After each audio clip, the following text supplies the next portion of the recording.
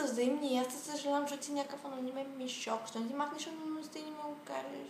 Защото си мишка, анонимна мишка. Елай ми го кажи в меге, утре... Как кажеш? Цитас. Винаги. Разбираш, ако няма да дойде, че го кажеш, защото ще им напълнят дупитата в любов. Знаеш ако... Не знам. Преди се появи то, сега нямаш толкова много интриги.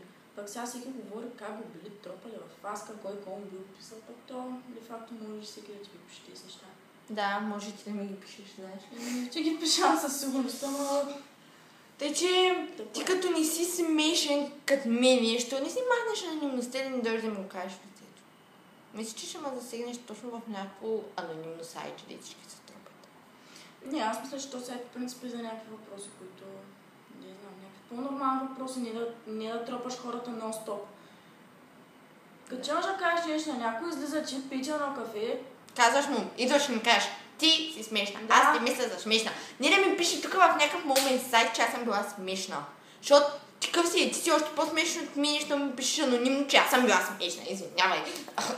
Поклон. Бол. Аре, чука. Спирам. Кога виж тази песен на чука,